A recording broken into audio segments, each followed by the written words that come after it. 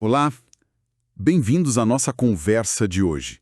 Vamos fazer uma exploração focada nos fundamentos e também no futuro de uma abordagem terapêutica bastante conhecida, a terapia cognitivo-comportamental, a TCC. A gente está se baseando num material didático bem completo que recebemos, tá? Isso aí. E a ideia aqui é destrinchar mesmo, sabe? O que é a TCC na prática, quais são os objetivos principais dela, como é que funcionam as ferramentas, as técnicas, qual o papel do terapeuta nesse processo todo e, claro, para onde que essa abordagem está caminhando. Uhum. E olha, já começando, uma coisa que me chamou a atenção no material é o foco em resultado concreto, sabe? Em mudança que dá para ver. Não é só, entender a causa, mas buscar uma transformação real. E tem uma meta bem ousada, né? Que é ajudar a pessoa a se tornar de alguma forma seu próprio terapeuta. Exatamente, essa é a essência mesmo. A TCC, ela parte de um princípio, assim, fundamental. O jeito como a gente interpreta as coisas, os nossos pensamentos, isso tem um impacto direto em como a gente se sente, nas nossas emoções, Certo. e, por consequência, em como a gente age, no nosso comportamento. Então, o trabalho central é esse, identificar e modificar aqueles padrões de pensamento que não ajudam, sabe? Aqueles que não são funcionais. Isso, que distorcem a realidade, que geram sofrimento ou que simplesmente travam a pessoa. Entendi. Essa conexão direta é bem interessante. Então, para a gente começar a entender como isso se desenrola, qual seria a missão principal da TCC? O material que a gente analisou parece indicar objetivos bem claros, né? Sim, a abordagem é bastante direcionada, é bem focada. Um dos pilares, assim, que o material destaca é o que eles chamam de reestruturação de pensamentos disfuncionais.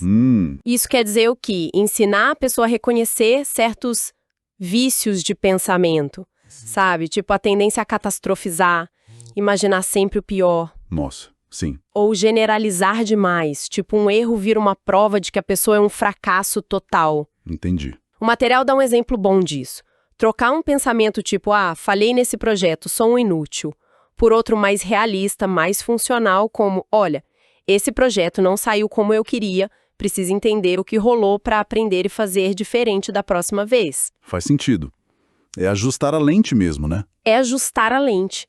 Outro ponto que o material bate bastante na tecla é ajudar a pessoa a restabelecer o controle da atenção. Como assim? É que muitas vezes a mente fica presa, sabe? Fica ruminando o passado ou super ansiosa com o futuro. A TCC traz estratégias para trazer o foco de volta para o presente, para o aqui e agora. Ah, entendi. Para sair desse loop. Isso.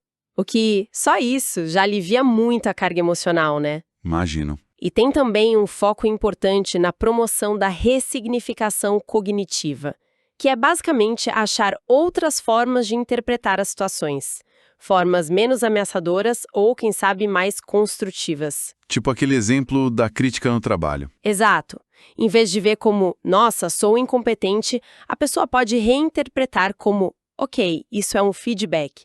Onde eu posso melhorar essa habilidade específica? Muda a perspectiva. Totalmente.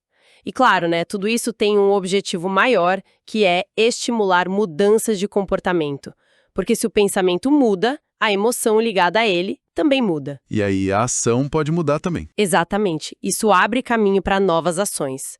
O material cita aquele exemplo clássico da ativação comportamental na depressão, sabe? Lembro de fazer pequenas coisas mesmo sem vontade. Isso. Mesmo sem vontade, a pessoa é incentivada a retomar pequenas atividades que antes davam prazer. Ouvir uma música, dar uma caminhada leve, porque muitas vezes a ação vem antes da motivação voltar. Interessante isso. Ação puxa motivação. Pois é. E por último, tem 2 objetivos que andam juntos. Aumentar a autonomia da pessoa, para ela não ficar dependente da terapia para sempre, mas aprender as ferramentas. E internalizar, né? Isso, internalizar. E também prevenir recaídas, que é construir um repertório, a caixinha de ferramentas mental mesmo, para lidar com os desafios que vão aparecer lá na frente. Gostei dessa ideia da caixa de ferramentas mental.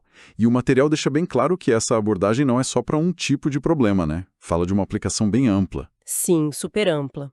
Vai desde quadros clínicos mais definidos, tipo transtornos de ansiedade, depressão, toque, pânico, fobia social, Certo. até questões como transtorno bipolar, compulsões, transtornos alimentares e até dificuldades que muita gente enfrenta no dia a dia, né? Baixa autoestima, procrastinação que não acaba mais. Parece bem versátil mesmo. É, sim. Aquele exemplo do aluno que tira uma nota baixa, tipo um 6, e pensa, sou burro.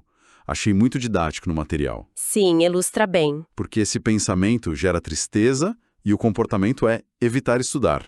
Daí, a TCC, segundo o material, ia trabalhar para mudar o pensamento para algo como, poxa, preciso rever meu jeito de estudar. Exato. O que talvez gerasse mais motivação e levasse a pessoa a criar uma rotina, buscar ajuda, enfim, agir diferente. Mostra bem essa cadeia: pensamento, emoção, comportamento. Perfeito. E o impacto de conseguir atingir esses objetivos é bem grande, viu? O material descreve os benefícios: melhora na autoestima, diminuição dos sintomas de ansiedade, de depressão, uma adaptação melhor na vida social, no trabalho, mais jogo de cintura para lidar com crítica, com frustração e talvez o mais importante, aquela sensação de ter mais controle, mais agência sobre a própria vida. Entendido. Bom, se esses são os objetivos, a pergunta óbvia é: como? Como a TCC faz para chegar lá na prática? Porque, como você falou, não é só ficar batendo papo, né? Não mesmo. O material didático que a gente viu detalha bastante as ferramentas. É aqui que fica interessante, né? Quais seriam as principais? Olha, o fascinante aqui, e o material mostra isso muito bem, é como essas ferramentas são estruturadas, são práticas. Não é uma abordagem passiva de jeito nenhum. Certo. Uma técnica, assim, fundamental, quase um ponto de partida, é a psicoeducação. Psicoeducação. O que é isso? É explicar para a pessoa como a mente dela funciona, segundo esse modelo da TCC, sabe? Aquela ligação, pensamento, emoção, comportamento, explicar por que ela se sente daquele jeito, qual a lógica por trás das técnicas que vão ser usadas. Ah, entendi. É dar um mapa do problema para a pessoa. Exatamente. Entender o mapa já ajuda muito. O material até cita o exemplo de explicar para quem tem toque qual a função dos rituais, como eles aliviam a ansiedade na hora, mas acabam mantendo o ciclo vicioso a longo prazo. Faz sentido. Primeiro entender o mecanismo. Isso. Outra ferramenta super central muito usada é o registro de pensamentos disfuncionais, o famoso RPD. RPD, já ouvi falar. É basicamente um diário estruturado. A pessoa anota a situação que foi difícil, aí ela tenta identificar o pensamento automático que veio, o que passou pela minha cabeça na hora, qual emoção surgiu e o que ela fez depois, o comportamento de mim. Isso gera medo, a pessoa fica quieta. Quando ela anota isso no RPD, o pensamento fica visível, dá para analisar. E aí, uma vez que identificou o pensamento no RPD, o próximo passo é... Questionar ele. Exatamente. Aí entra o questionamento socrático, que não é o terapeuta dizendo você tá errado, não é isso. Certo. É mais ajudar a pessoa a examinar aquele pensamento de forma crítica, como se fosse um detetive mesmo. O terapeuta faz perguntas abertas, tipo, tá, que evidências você tem para acreditar nisso? Tem alguma evidência contra? Existe um outro jeito de ver essa situação? Ou então, qual seria o pior cenário possível e como você lidaria com ele? Ou até, o que você diria para um amigo que estivesse pensando isso? O objetivo é flexibilizar o pensamento, sabe? Achar outras perspectivas mais realistas, mais úteis. É um processo de descoberta junto com o terapeuta, então. Exato, colaborativo. E para lidar com medos específicos, ansiedade social, fobias, aí as técnicas de exposição costumam ser essenciais. Exposição, isso soa um pouco intenso. É, mas é feito de forma gradual e controlada, num ambiente seguro. A ideia é encarar o medo aos pouquinhos, até a ansiedade diminuir naturalmente. O material cita exemplo clássico do medo de elevador. Ah, sim. Começa só chegando perto, depois entra com alguém junto, depois sozinho por um andar. E assim vai. A pessoa aprende na prática que a situação não é tão perigosa quanto parecia e que a ansiedade, mesmo sendo ruim, ela passa. Entendi. A pessoa vai vendo que consegue lidar. Isso, aprende pela experiência. Essa variedade de ferramentas mostra bem essa abordagem multifacetada que a apostila descreve. O material menciona outras também, né? Técnicas de relaxamento para controlar os sintomas físicos, Sim, respiração diafragmática, por exemplo, para acalmar na hora do pânico. treino de habilidades sociais para situações interpessoais. Isso, tipo fazer um role-playing para ensaiar pedir um aumento, por exemplo. Mas essas que você destacou, psicoeducação, o RPD, o questionamento socrático e a exposição parecem ser a espinha dorsal do processo que o material descreve, né? Com certeza. São ferramentas que muitas vezes são combinadas, inclusive. O material até ilustra isso num exemplo de um caso de ansiedade social. Ah, como seria? O processo envolveria primeiro entender o problema, né? A psicoeducação. Depois, identificar os pensamentos negativos em situações sociais usando o RPD. Aí, questionar esses pensamentos. Será que estão todos me julgando mesmo? Uhum. Depois, talvez treinar um pouco de comunicação, habilidades sociais. E, por fim, se expor gradualmente a situações que dão medo. Uma coisa vai puxando a outra, entende? Entendi. Faz todo sentido a combinação. Ok, então temos os objetivos, temos as ferramentas, mas e quem conduz isso tudo? Qual é exatamente o papel do terapeuta na TCC? O material enfatiza que ele não é só um ouvinte passivo, né?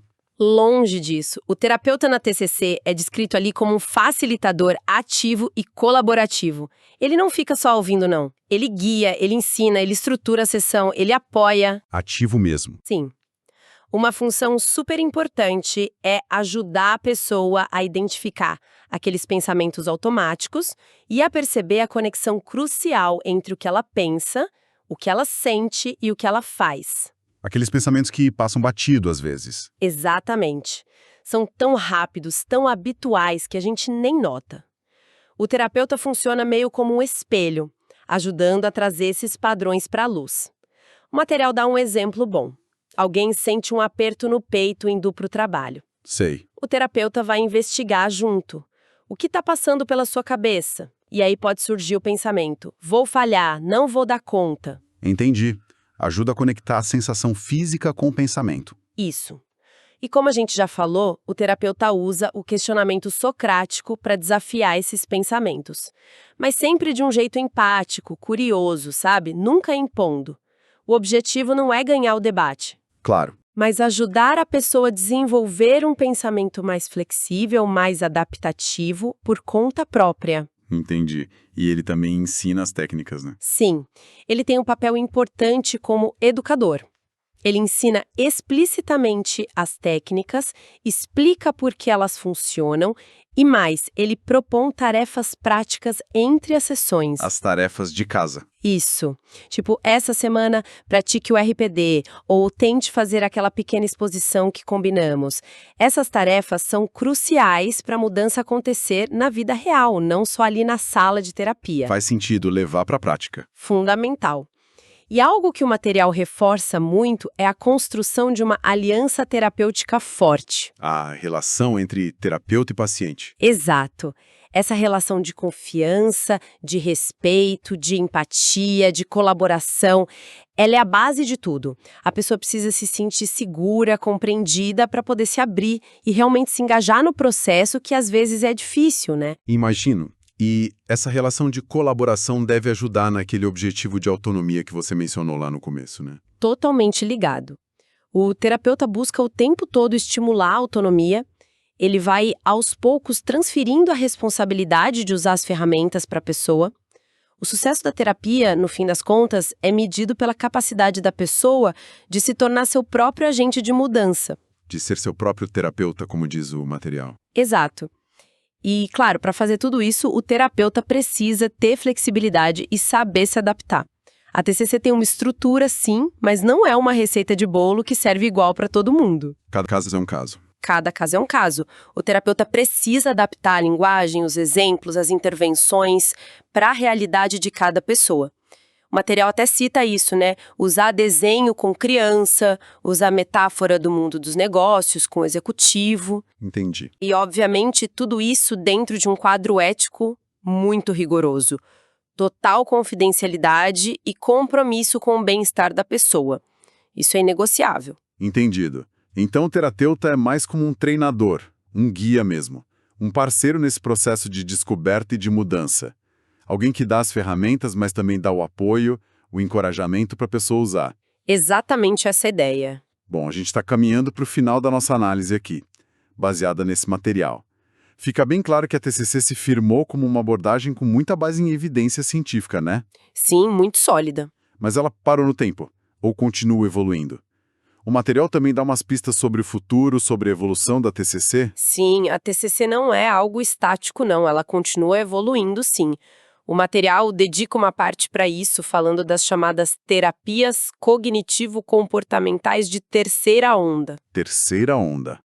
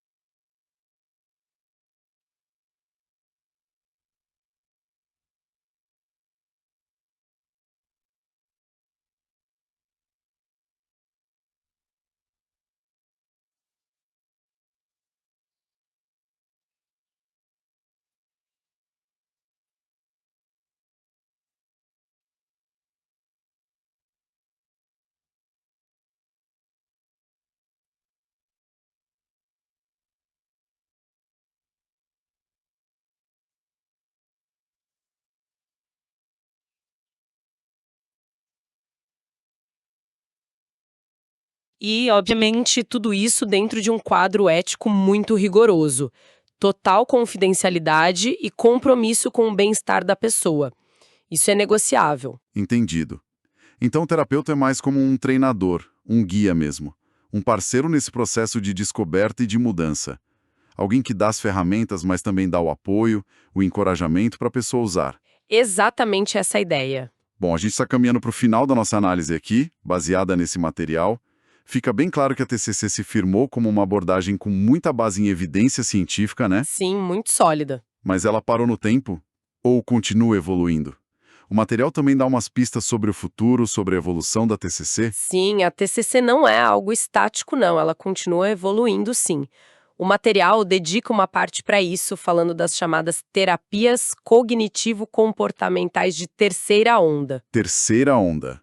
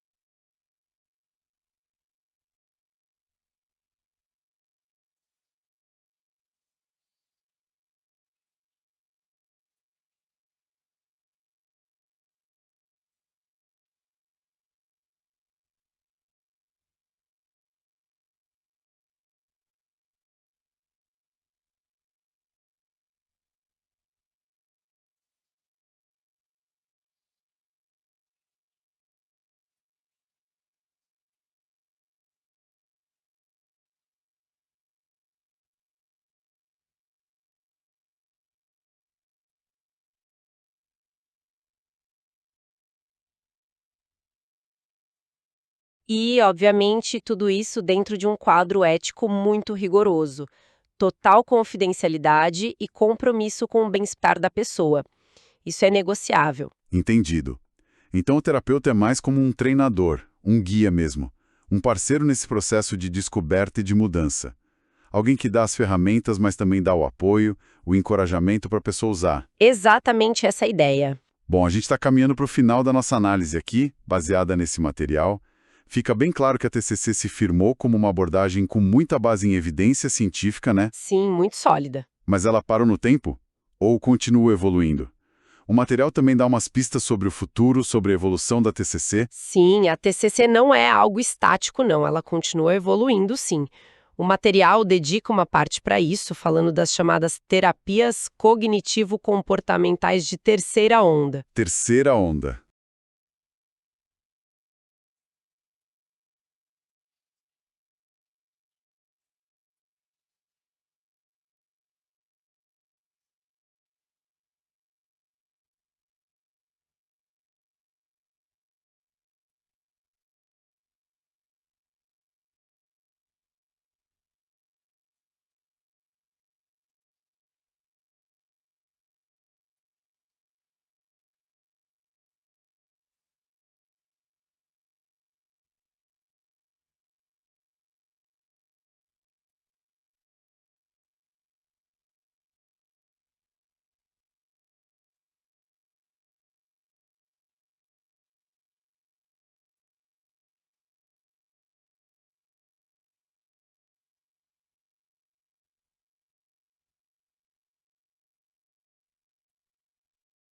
E, obviamente, tudo isso dentro de um quadro ético muito rigoroso. Total confidencialidade e compromisso com o bem-estar da pessoa.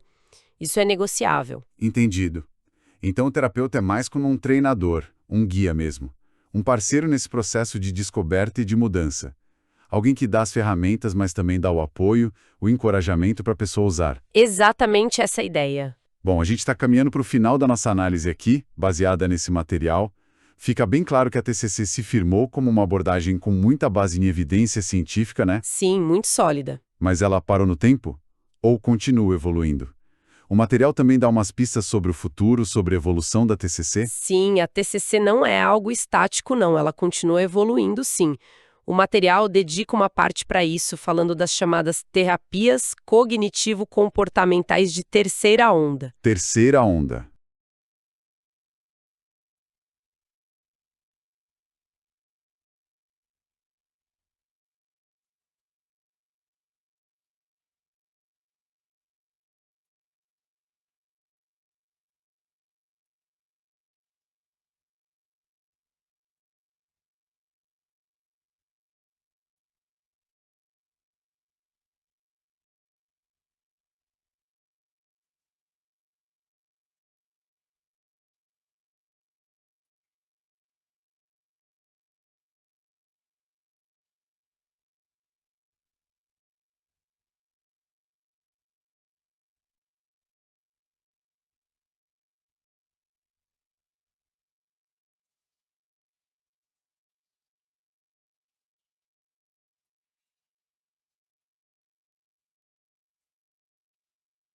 E, obviamente, tudo isso dentro de um quadro ético muito rigoroso. Total confidencialidade e compromisso com o bem-estar da pessoa. Isso é negociável. Entendido. Então o terapeuta é mais como um treinador, um guia mesmo. Um parceiro nesse processo de descoberta e de mudança. Alguém que dá as ferramentas, mas também dá o apoio, o encorajamento para a pessoa usar. Exatamente essa ideia. Bom, a gente está caminhando para o final da nossa análise aqui, baseada nesse material. Fica bem claro que a TCC se firmou como uma abordagem com muita base em evidência científica, né? Sim, muito sólida. Mas ela parou no tempo? Ou continua evoluindo? O material também dá umas pistas sobre o futuro, sobre a evolução da TCC? Sim, a TCC não é algo estático, não. Ela continua evoluindo, sim. O material dedica uma parte para isso, falando das chamadas terapias cognitivo-comportamentais de terceira onda. Terceira onda. E é importante entender que elas não vêm para substituir a TCC clássica, digamos assim. Elas vêm para ampliar o foco, para incorporar outros conceitos importantes, como aceitação, mindfulness, a atenção plena. a questão dos valores pessoais, a importância do contexto da relação terapêutica em si. Entendi. São complementos, expansões. Isso, expansões. O texto menciona algumas delas. A ACT, a terapia de aceitação e compromisso, por exemplo, ela trabalha menos em mudar o conteúdo do pensamento diretamente e mais em mudar a relação que a gente tem com os nossos pensamentos e sentimentos. Incentiva a aceitar essas experiências internas difíceis enquanto a pessoa age na direção daquilo que é realmente importante para ela, os valores dela. Interessante. Aceitar em vez de lutar contra o pensamento. É um pouco por aí. E cita também a DBT, Terapia Comportamental Dialética, né? Ela foi criada inicialmente para o transtorno de personalidade borderline, né? E ela integra estratégias da TCC com conceitos de mindfulness, de regulação emocional, habilidades para lidar com o sofrimento intenso, buscando um equilíbrio, uma dialética entre aceitação e mudança. Parece bem completa para casos mais complexos. Sim, e a própria integração de práticas de mindfulness na TCC mais tradicional ficou super comum, segundo o material. Ajuda muito as pessoas a saírem daquele piloto automático mental, sabe? Sei. A observar os pensamentos sem se agarrar neles, a cultivar mais consciência do momento presente. Faz sentido incorporar isso. E um outro caminho de evolução que o material destaca é a TCC digital. O desenvolvimento de aplicativos, de plataformas online, de programas de autoajuda baseados nos princípios da TCC tem crescido demais. Ah, sim. Terapia online, apps. Exato. Isso representa um potencial enorme para aumentar o acesso a essas ferramentas terapêuticas para muito mais gente. É interessante ver como uma abordagem que já é bem estabelecida continua se refinando, né? Incorporando novas perspectivas e, no fundo, a mensagem central que o material parece reforçar é aquela ideia lá do começo, Qual? que não são os fatos em si, mas o jeito como a gente interpreta os fatos, que define muito da nossa experiência. E essa ideia de que os nossos pensamentos são tipo hipóteses, sabe? Que a gente pode testar, em vez de aceitar como verdades absolutas. Isso é bem libertador, eu acho. É muito libertador. Tira um peso enorme. Aliás, achei muito legal aquela citação de uma paciente com fobia social que o material traz no finalzinho. Qual foi? Ela diz algo como: descobri que minha mente pode ser minha inimiga, mas também pode ser minha melhor amiga. Tudo depende de como eu aprendo a conversar com ela. Nossa, achei que isso resume bem o potencial transformador que o material vê nessa abordagem. Linda essa frase, captura a essência mesmo. Bom, então, repassando aqui nossa análise, a gente explorou os objetivos da TCC, que são bem práticos, focamos em algumas das ferramentas principais, que são bem estruturadas, discutimos o papel ativo, colaborativo do terapeuta e ainda damos uma olhada nas tendências futuras e na mensagem principal dessa abordagem. Tudo isso com base no material didático que a gente usou como guia. Foi uma visão bem focada, né? De uma terapia que busca mudança pela compreensão e pelo ajuste dos nossos padrões de pensar e de agir. Exato. E talvez, só para deixar uma provocação final para o pessoal que está ouvindo, algo que tem tudo a ver com o espírito da TCC e do material que a gente discutiu, Manda. se a gente pensar nos nossos pensamentos como hipóteses sobre nós mesmos e o mundo, que pequeno experimento pessoal alguém poderia bolar para si mesmo na próxima semana? Só para testar a validade de alguma crença limitante que normalmente a pessoa aceita como fato sem questionar. Nossa, que convite interessante. Um experimento para testar uma crença. Fica aí o convite. Para curiosidade e para autoobservação ativa. Quem sabe? Excelente ponto para a gente refletir e, quem sabe, até colocar em prática. Com isso, então, a gente encerra essa nossa análise aprofundada de hoje sobre a terapia cognitivo-comportamental. Foi ótimo conversar sobre isso. Igualmente. Até a próxima!